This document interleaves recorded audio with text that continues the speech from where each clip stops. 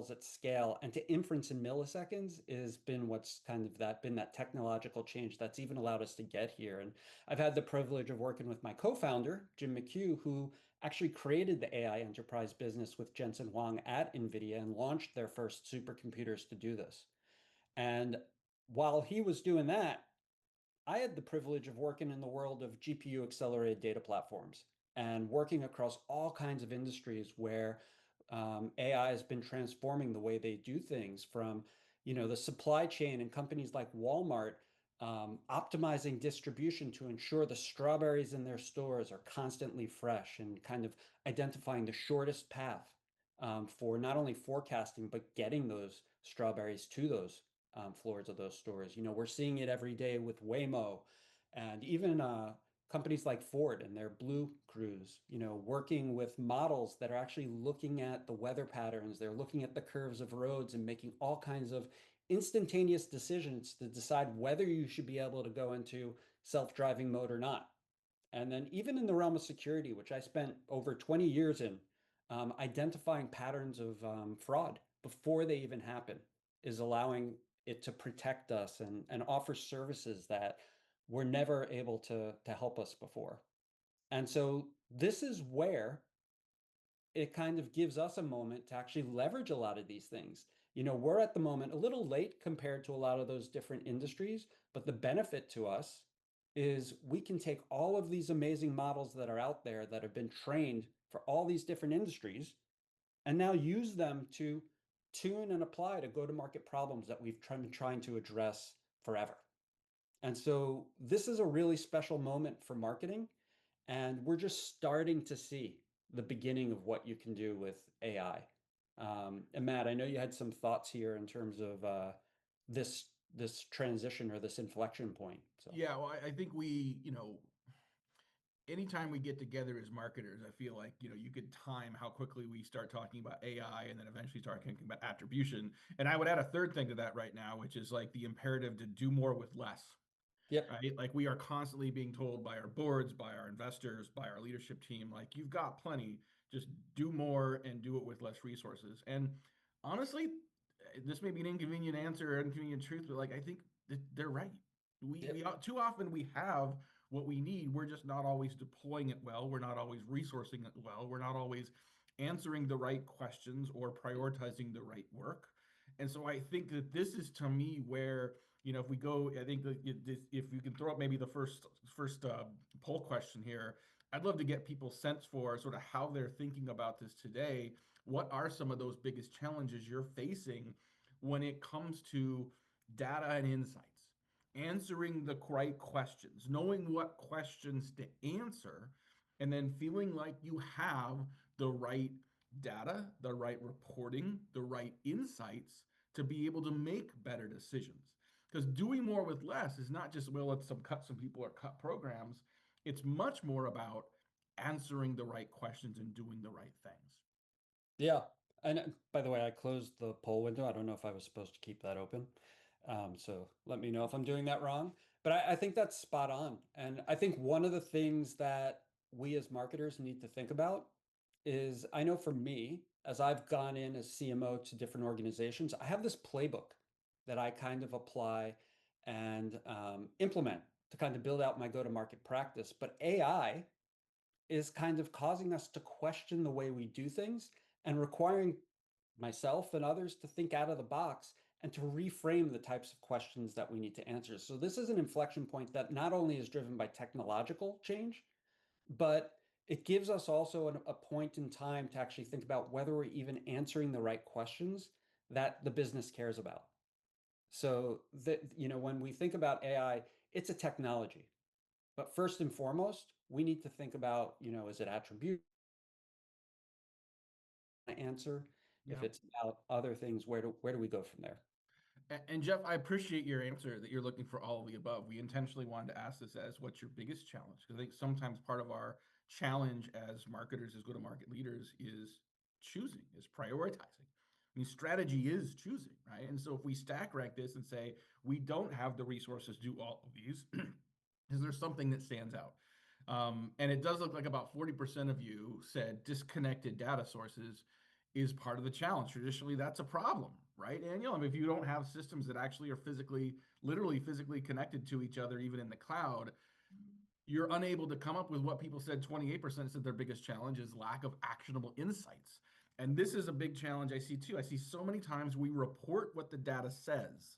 We report the data and don't interpret that into what to do about it. And sometimes we don't know what to do about it. It's hard for us to come up with those insights, but that actionable insight is the whole point of the data. Yep. And I'm going to dig into some of these because going across so many B2B organizations and looking at their rev tech stack and seeing what data they do have, I think there's some, um, I'm going to incorporate that in there because I think people have more data than they actually realize to leverage AI. So I we'll agree. address that point. So I'm going to close this and jump in. And Matt, you kind of hit on a really important point, which is as we kind of dive into AI, there are some really, really critical questions that we've been kind of debating for years that we can finally leverage new technology to help us address. And some of that is not only for us, but for our key stakeholders like CFOs, CEOs, boards, etc. So the first one I kind of want to put out there is what Matt hit on earlier, which is whether we like it or not, a lot of organizations are in this scenario where we're being asked to contribute more to pipeline and sales while simultaneously getting smaller budgets. And there's a little bit of irony in there because, right, like CFOs are numbers people. And when you think about numbers and formulas and how you actually put an input to get an output, it doesn't necessarily make sense that you can ask someone to do that. But it's the nature of where we're at. So we're in this scenario where we actually need to be able to leverage our data to be more efficient. We need to figure out what are the things we need to do more of and what are the things we need to do less of. So this is a huge challenge for marketers and something that as we go into some of the examples, you'll see how AI can help in this realm. The other piece is whether we like it or not, a lot of people are still stuck in spreadsheets and CSVs. And I think it goes back to that disparate data source issue and not having things connected.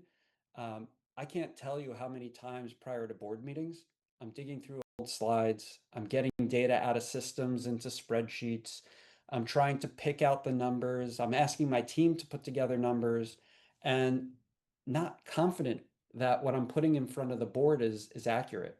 And this is one of the reasons I found it imperative was Jim and I were just sitting there saying, why is this so hard?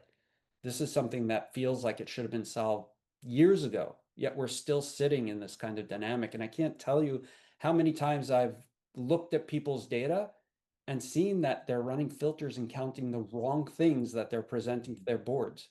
And no one knows. And part of this is not just the spreadsheets and the CSVs, it's that our RevTech stack is something that when you look at it, it's really hard to get transparency as to what the heck is going on under that data. So we're guessing. And we're not data engineers. We're not necessarily data science people that are where that's our area of expertise. So a big challenge for us in terms of some of the pain points that we're hitting. And then the other one is the marketing credibility gap. And I talk about this one in almost every one of my presentations. And, you know, it's essentially this area where we're doing all this great work. We're putting together these sophisticated go-to-market plans. We're reaching out to people, touching all kinds of potential people in our buyers group throughout the customer journey. Yet the way we actually translate the work that we're doing into a language the rest of the business understands, there's a huge chasm there. And I was just on the phone with a CFO earlier in the week who was kind of talking about the craziness of this and how frustrated they are in terms of wanting marketing to provide something more concrete to them. And I think one of the challenges is we're oftentimes trying to educate the executive team on marketing speak, as opposed to taking all the stuff that we're doing and translating it into a language they understand. And I think, Matt, you may agree or disagree with this, but I have a perspective that this is one of those shifts where we've focused way too much on tactical things like left of lead and impressions and validating social posts and putting that into the stuff that we think is the most important part of attribution, as opposed to focusing on the buyer's journey and talking about pipeline growth and CAC payback and customer lifetime value, which is not necessarily stuff we're always good at being able to do, but it's something that has to be the area that we focus on. I remember, I think it was Andy Crestodina who once told me, he said, the easier the question is to answer in your data, the less likely it is really that important. Yes. The really important questions are difficult. And when we have boards and CFOs and others that are looking for that easy answer, they're getting answers, but they're not answers to the right questions, and they aren't helping you predict the future. They aren't helping you get confidence on what you do next is actually going to deliver a predictable, repeatable result, which just further frustrates everybody in the process. So people get the answers they want, but they don't, they answer a tactical question and a question of the past, not a strategic question and an insight for the future. Yes. And I think there's another element to that where oftentimes marketing thinks things like pipeline and sales are the purview of the CRO, when it's as much the purview of the CMO. And our focus on, whereas the CRO is focused on current quarter and commit and trying to hit their targets, we need to be the steward of growth.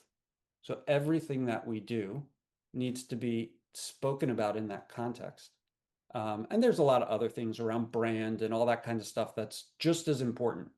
But this is kind of an additional element we need to focus on. Yeah. Brian, thank you for your question in the Q&A. Folks, feel free to continue to throw those in. Some of these I might save for the as we get to the end of some of the insights, because there's some stuff I really want to make sure you guys see in context of this conversation. But keep throwing those questions in. We'll get to all of those a little later on. Okay. So now we're going to shift to the impact of AI on this stuff. And, Gen AI has absolutely transformed how marketers are doing their jobs. And, things like conversational AI and really redefining how we could do product marketing at scale and a whole number of other areas is completely being transformed by the LLM. And the key thing about the LLM is it's primarily been around content, you know, text, images, audio, public data. The LLM basically has this corpus of public data where when you put in a prompt, it can respond, but it doesn't tie into the go-to-market intelligence and all the stuff we need to be doing about building credibility. And that's where agentic AI comes in. And so when we think about agentic AI, just to put a kind of a framing on it, it's not Gen AI and the LLM or agentic AI. Agentic AI is the LLM plus. And basically what it's doing is it's saying when the LLM has this big public corpus of data where it looks at it but it can't respond, let's call on these tools that can call off to other areas and get it answers that it can feed back to the LLM so it can respond to a prompt. And this is an area where go-to-market intelligence requires an agent because now we're talking about tapping into proprietary data that has no context because it's often sitting in a database, and you need things that can actually take that data, build the context around it, call off to other tools to do things like predictive analytics, and then provide that back to the LLM for a response. So this is transformative because now we can actually get a lot more sophisticated with the LLM and how we can actually answer really, really key questions that are important to us. And it's the bigger questions, right? Like Yes. it's not just the, hey, how many leads did that webinar generate? It's like, what was the long tail impact of the online events we did versus in-person events, and which of them delivered better lifetime value for us? I mean, these are bigger questions that imply a lot more data that are not tactically easy to solve. And this Yes. is the Yeah. difference between the Gen AI saying, like, I tell you what to do when you generate it, versus agentic AI asking harder questions and having the LLMs be smart enough, intelligent enough, advanced enough to be able to answer those more complex questions. Right on. I think one of the simplest ways to think about it is with the LLM, it's looking in the rear view mirror. It's taking existing content and things to actually provide a response. We can now look into the future and start using models for prediction and action and helping with that strategic value. And so that's where we kind of lead to the rise of the marketing scientist, where, we don't have to, and this is one of the benefits of agentic AI, where prior to this, you would have had to hire an army of data scientists, people working in data science notebooks, choosing models to run the models, tuning them, all that kind of stuff, which isn't our area of expertise. And the wonder of agentic AI is you now can have these tools that do this on your behalf without you having to know all that stuff. And so it allows us to become marketing scientists in terms of being the best business analyst in the organization that can ask these questions and leverage AI to answer them with us. Well, and before you go to the, don't go to the next slide yet, because it's one of my Yep. favorite. As you know, it's one of my favorite in this in our presentation today. But I think this is important. Like this doesn't mean we're constantly doing agile marketing. Too often, agile marketing and asking like doing experiments is an excuse for having no strategy. Yes. But the ability to ask better questions, to increase our level of curiosity, to ask questions that candidly, I mean, look, we're all, secret time, we're all in this together. Some of the best questions and best experiments I think we're afraid of because we don't historically have the answers to it. We can't historically prove that it works. And so if you raise that issue and people get excited about it and you can't answer the question, it just creates more friction. The Yep. agentic AI solutions improve the technology that exists today that hasn't historically with attribution models. I think it opens up a whole new level of insight and confidence. Now, before we get to the next slide, let's throw up the next poll because I want to better understand if you were to sort of think about not those tactical channel questions, but if you were to think about what are the bigger questions around your go-to-market performance that you have struggled to answer. And I realize this could be I just select all that apply as well, and you could say all, but that's too easy. I want you to stack rank here. Which of these are you struggling with the most?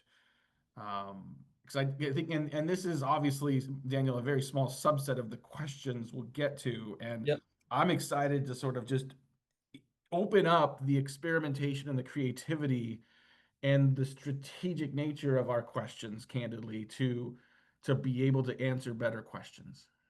Yep. I'm really curious about the results to this because in our labs, we're spending a lot of time with models Yeah, trying to figure out all different kinds of ways of answering these questions. And one of the biggest things that we focus on is what are those things that people really, really care about?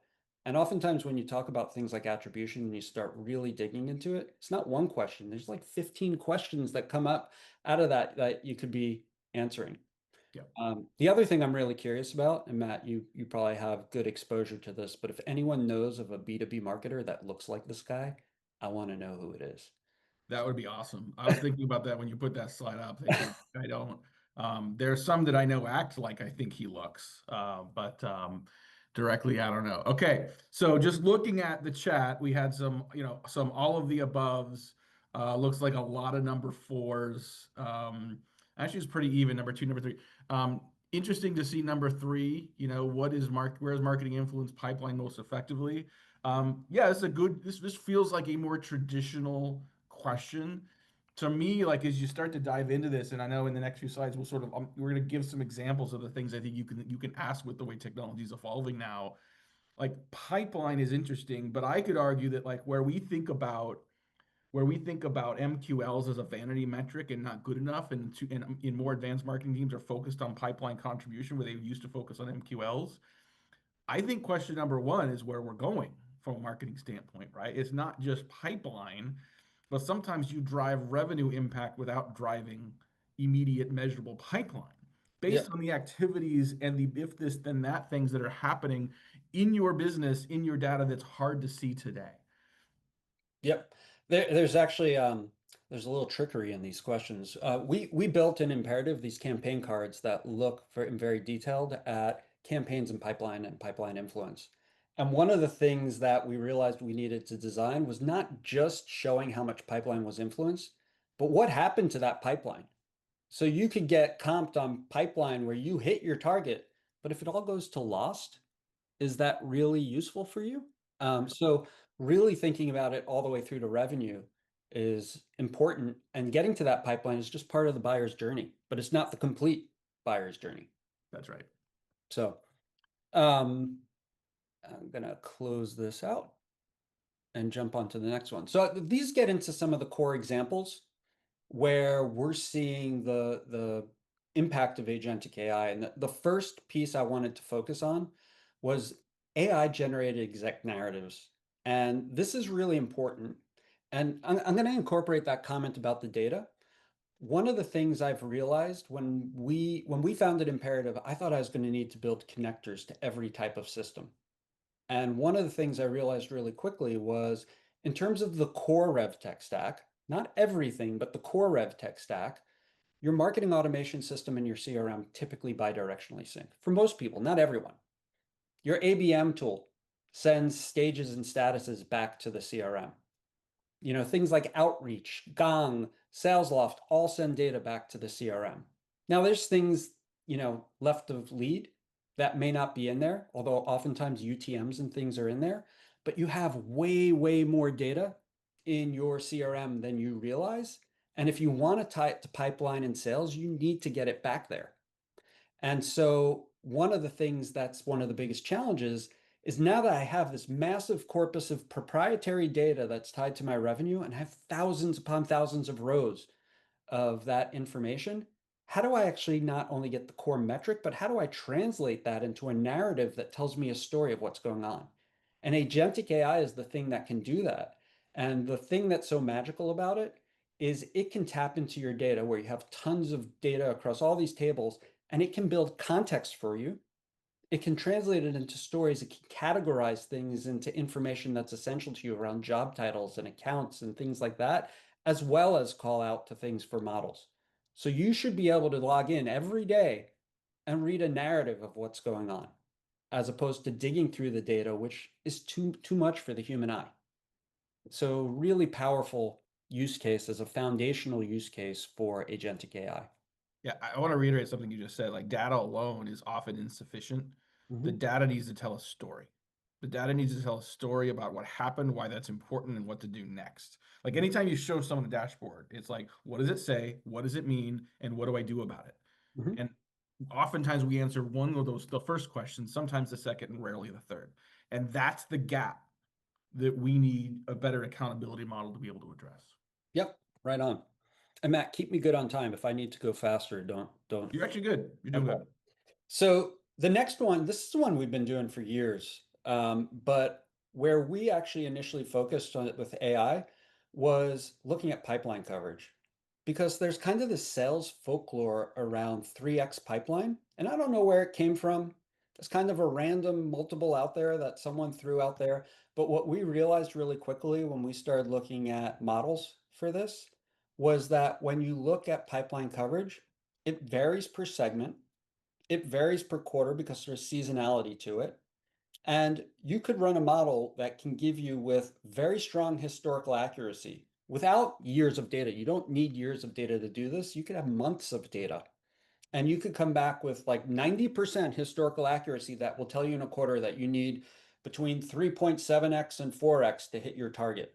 Or maybe you sell into Europe in Q3 and everyone goes on vacation and you're going to need 4.6x. But the key that's so important about this and understanding this is in the world of do more with less, this is the thing that tells you don't exceed this amount, because if you do, you're overspending and wasting money, essentially. Mhm. Or you need a negotiating point with finance and the CEO to say, hey, you're giving me money to get to 3x, but I actually need 3.75x. So this is a really powerful thing. We actually picked up an off-the-shelf model to do this. We took Facebook's neural forecasting model and tuned it to do this, and it was amazing in terms of the output that it could give.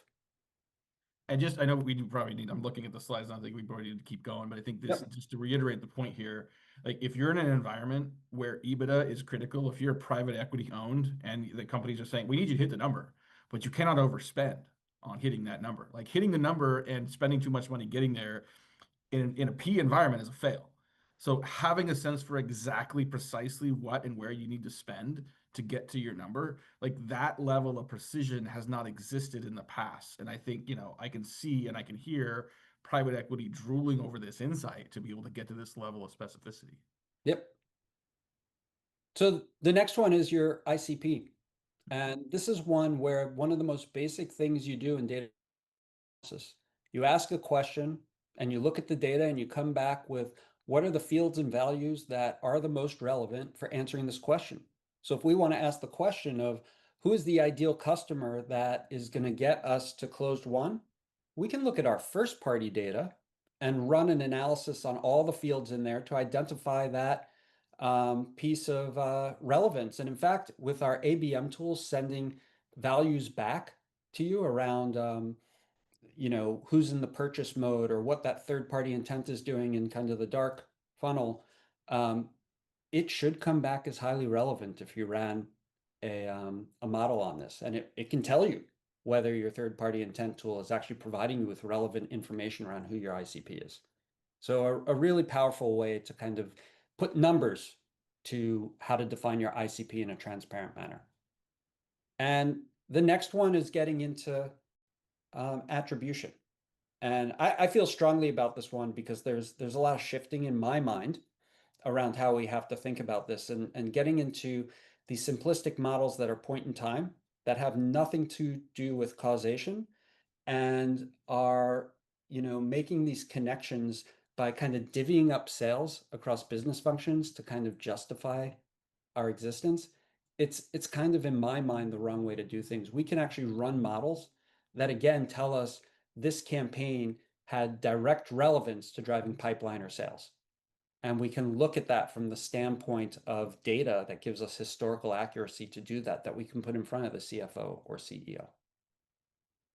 All right, before we move on, because I know we're going to talk about, some reasons why this hasn't been adopted and some even almost even sort of, even for the very marketers that want and need this, some of the excuses that we still kind of give ourselves. I want to talk about the data, right? Because again, inconvenient truth, Daniel, like there's still, despite how nice this sounds, there is no easy button. There Yep. isn't an outsource this to a company or a consulting firm or a tech vendor and it all is going to work. Yep. Your data's got to be good. You have to have clean data. You have to have data that is actionable, that is accessible, that is ready to be able to feed into the models to do this. Mhm. And so let's throw up a polling question. I really want you guys to be honest around this. Like, when you think about the data you have today, and not just the data, but the quality of that data, the accessibility of that data, the depth of the data you have. And I realize now maybe we should have put an answer here, Daniel. We're like, I have no idea. Yeah. Because there may be people that are like, I really actually don't know. And maybe that means not prepared at all. But Yeah. I'd love to see, like, where do you feel like you are? If you were to hand off the data you have, do you feel like that's going to be able to give you better intelligence?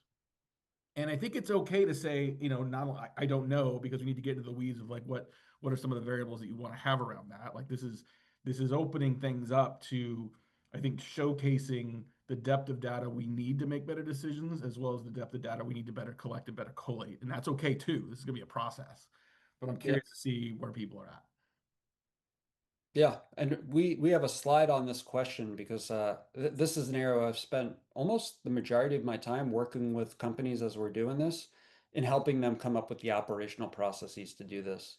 And there's no such thing as clean data.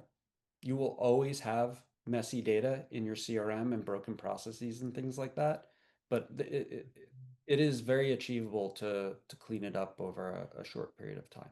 It is. And apparently 6% of you already have. I would love to hear from the 6% of you that feel very prepared. What's behind that? What is in your data strategy in terms of collection, in terms of collation, in terms of accessibility, Mhm. that has you feeling good? And it'd be really interesting, Daniel, to see, okay, what are the answers they have in common, and how do Yep. those correlate to where you see some of the cleanest, most prepared data sources to be able to give you better insights? Yeah, there's a total pattern to this, and it's always the same things over and over again. Yeah, So we've actually, anytime we've seen these issues, instead of manually doing it with services, we just started automating and productizing these issues to tell people what's wrong so that they can fix them. perfect. Let's keep going. Yep. So there are a lot of traps that are, inhibiting our ability to get there. And some of them are not necessarily they're more perceptions than reality. So I thought we could kind of talk a little bit about some of these traps.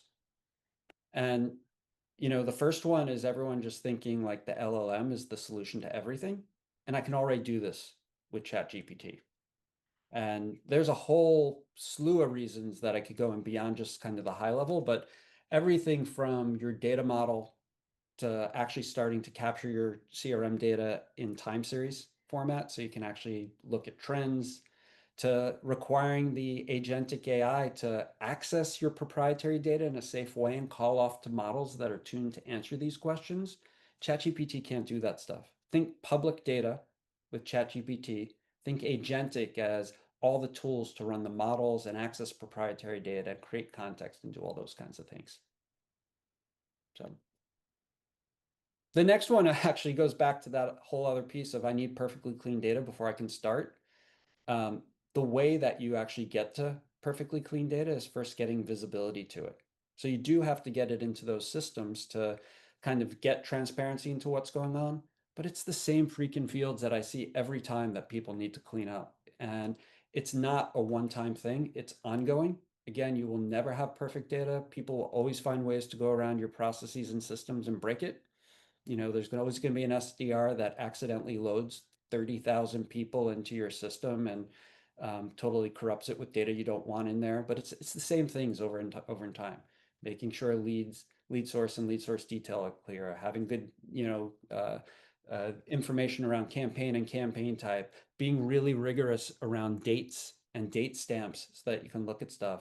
And then once you actually start to get that structure in place, it's more of an operational process of looking week by week as these things come in and incrementally fixing them, as opposed to these hair on fire moments before QBRs where you're trying to run around and make sense of your data for a presentation.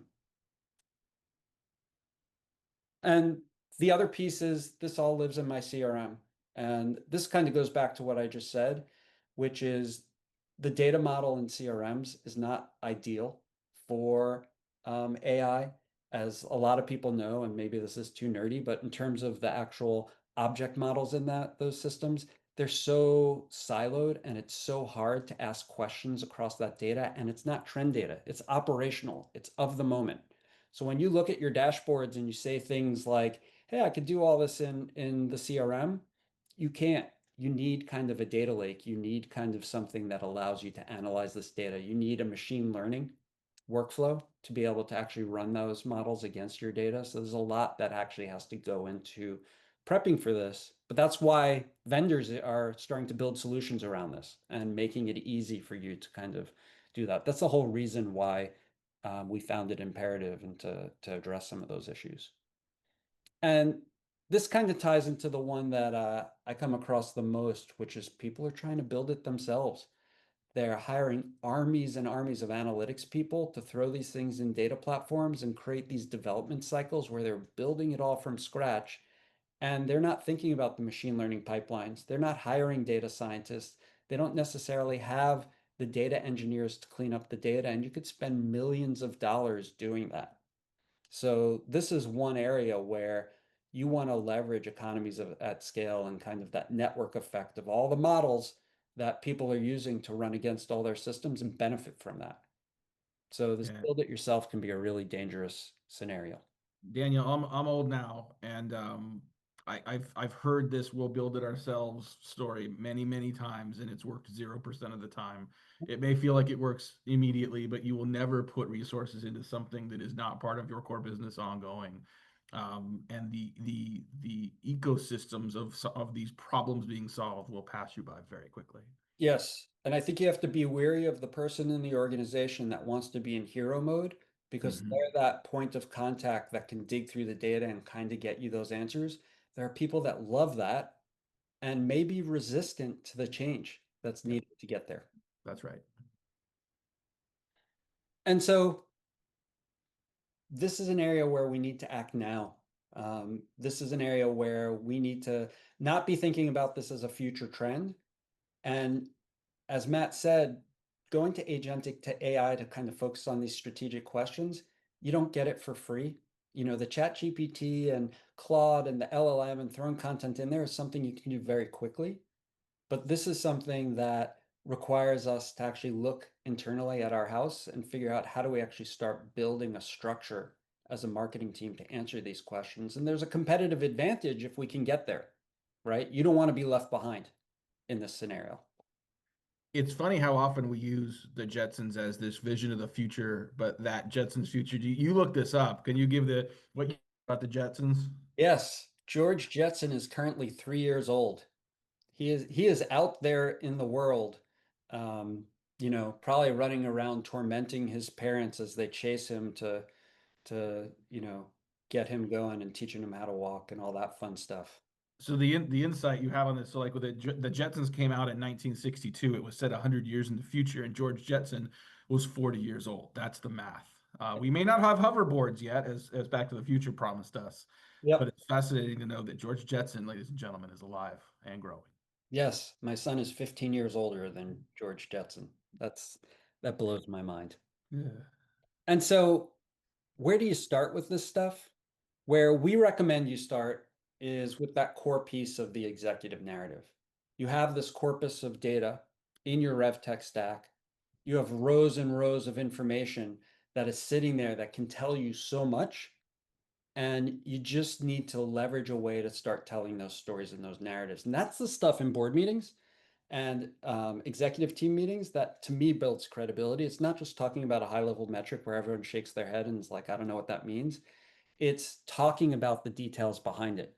And what we've historically done, and at Imperative, we first focused on this piece, which is what are all the critical metrics that people need to look at to actually start getting into that practice of reporting all the most critical key KPIs to the business. And part of the reason this is so important is this is also tied to capturing your time series data, getting better at fiscal year planning, setting objectives, and getting over and over again better at predicting them, but you're also capturing that data so you can run models on it. And so that's great. The funnel metrics and the pipeline metrics and pipeline growth and pipeline coverage and cohorts and things like that and attribution are all really important metrics to have, but it's only part of the picture. And so what we've done is focused on that piece, but now we're focusing on the models that tell the story. And we're looking at ways to kind of tap into that information where you can ask prompts of what are these key questions you want to answer. And we'll use models to actually look at the data in the database, figure out how to create context for it, build the SQL queries that you feed back to the LLM, and basically translate all of this data into a language the LLM understands to tell you these stories. And the part that's so amazing about this is what we've seen with the results is it's really, really great for all kinds of things like categorization of data. Tell me who are the top job titles I engaged in this quarter. Tell me all about the companies that we targeted with meetings booked, meetings completed, and where they targeted accounts, and what was the ratio of leads to accounts. There is a ton of information that we can actually summarize just with what's in your RevTech stack today. And every day you want to have those stories to kind of talk about them. So before we move on, Mhm. like 2 slides ago, you showed a model that looks like what a lot of us have, right? Like that slide say, oh, here's opportunity, here's leads and opportunities and where that came from, and this looks familiar. Mhm. But this doesn't answer the question, right? What is the question? You get to the next slide and say, what are those key questions? And this is where I'd like to throw up our last poll for today. Now that for those of you that have been following along and understanding what is now possible, the insights that can be unlocked by unleashing your data to some of these agentic AI technologies, where do you feel you're going to most benefit from this? What Mhm. are some of the biggest questions you have? What are some of the biggest fights you have in the boardroom? What are Yep. some of the, biggest points of conflict and tension that keep you up at night as a go-to-market leader? That you're like, boy, if we could have a better story, if we could have a better narrative, even if you don't have 100% of the answers, if you can take that kind of a narrative and those insights into that boardroom, into the leadership team to have better conversations around it, that gets you part of the way there. That gives you more credibility, confidence to be able to create accountability in programs moving forward. Yeah. There's one little nugget that we talked about earlier that I just want to throw out there also in terms of at least my passionate feel about where marketing focuses. But one of the things I've noticed with the poll questions is we talk about like marketing's influence on pipeline. And one of the things I'm really passionate about is when we as marketers create our strategies, we're feeding content to the SDRs. We're writing scripts for them. We're writing sequences. We're building golden pitches for sales. We're helping with partner dinners. In my perspective, as we talk about this, we should be talking not only full funnel in the buyer's journey, but full funnel from the standpoint of all business functions and trying to figure out that math formula across all the different business functions that maximize pipeline and sales, which to me is really the whole vision of ABM. So just one little stepping on my little preachy stool for a second. Yeah, I don't think there's any wrong answer to this poll. It's interesting to see half of you talked about translating data into executive level narratives. And I Mhm. love that to be able to have the better conversation, to be able to translate sort of a data point into an insight and into a conversation. Some of these outcomes are black and white. Some of them are not, are a little more nuanced and are more of a business decision. But it's better to get to that level to be able to have that executive narrative and executive level discussion. Um, I think one of the one of the dark horses for me on this one, Daniel, is the one that 18% of people said, understanding and influencing complex buyer groups. Yes. Where historically we're like, oh, what channel worked best? Well, when you say what channel worked best, you're sort of inherently saying where did one person engage to become part of the buying journey and accelerate to a deal, and it's way more complex than that for most people on this or in this call. So to be able to take the data and make those connections as Yes. a variable in all of this, I think is critically important. Yeah, I love this poll because I'm in 100% agreement with what that 49%.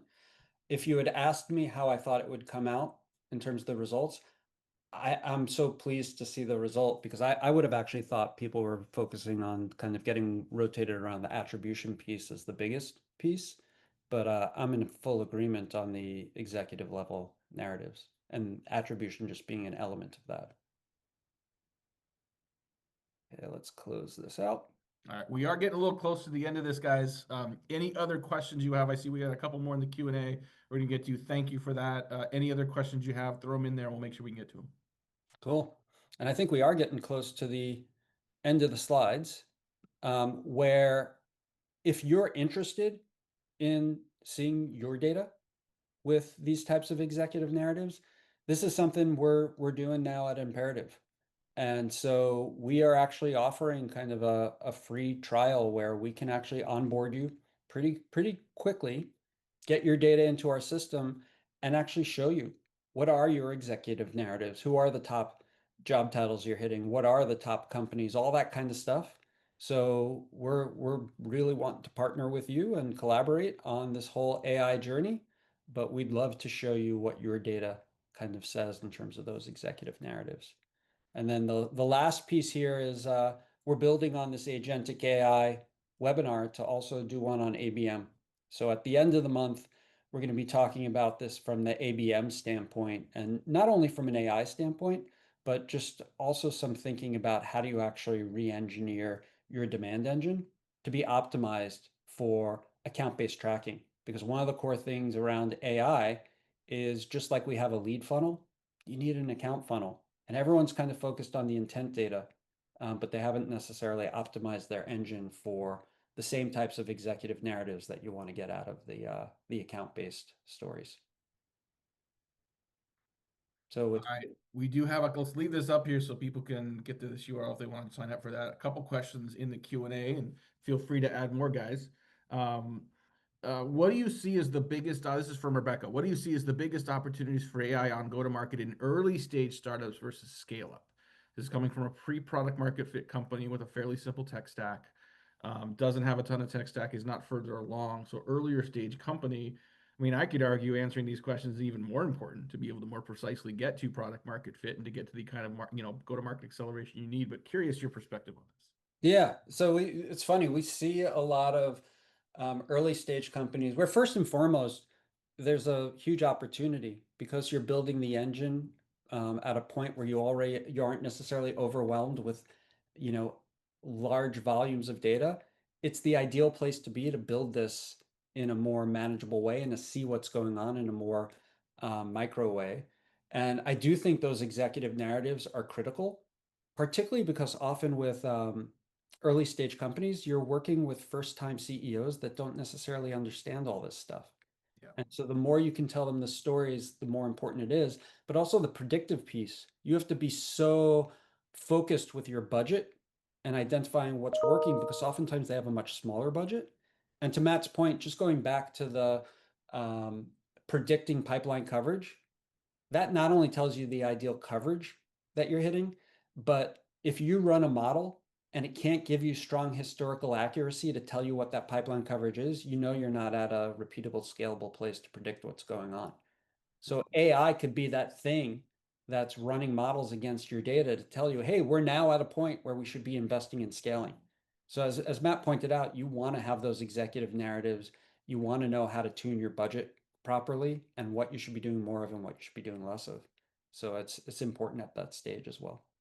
So here's a scenario for you. I mean, it's pretty common. Let's say you're running a demand campaign and you're running across multiple channels. Like you've got multiple digital channels, maybe you've got email, Yep. you've got different ad channels, you've got some social.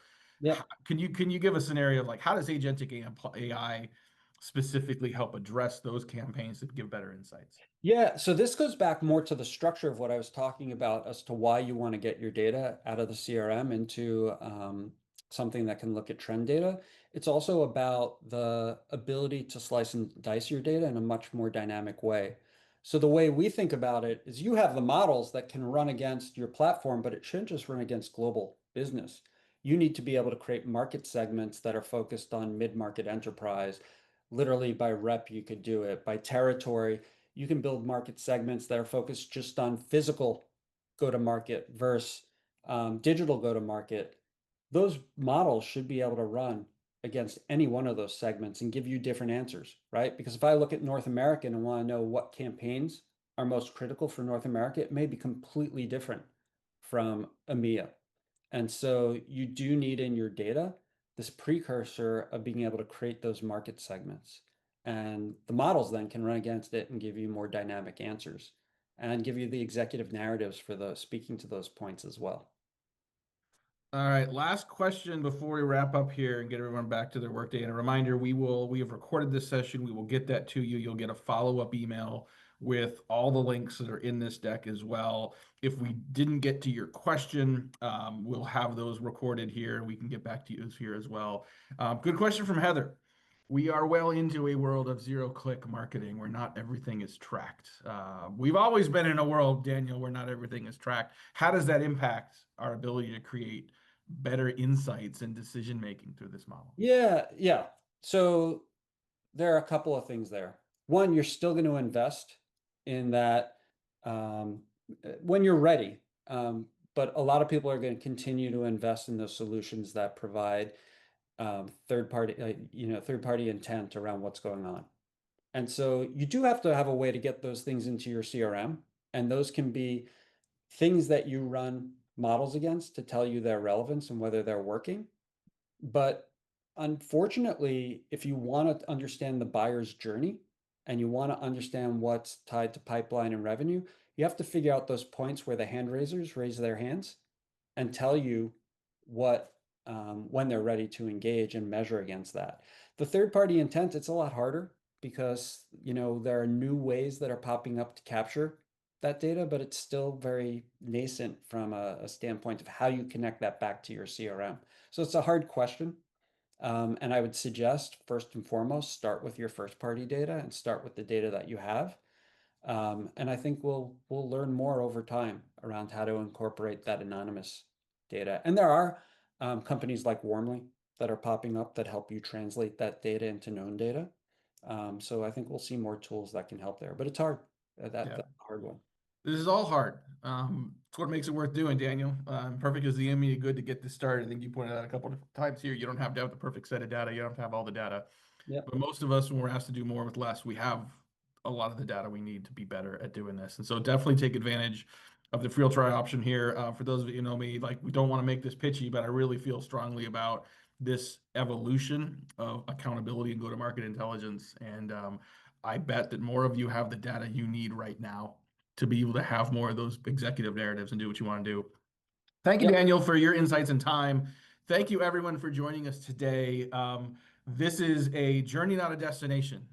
We could do this in 4 months, and the models are moving so quickly, and our ability to to have better insights and intelligence is moving so quickly. I'm excited about where this is going for us as marketing and go-to-market leaders. So thank you, Daniel. Thank you, everyone, for joining us today. You'll get an email shortly with all of these resources, the recordings, the offers, everything. Thank you so much. We'll see you next time. Take care, guys.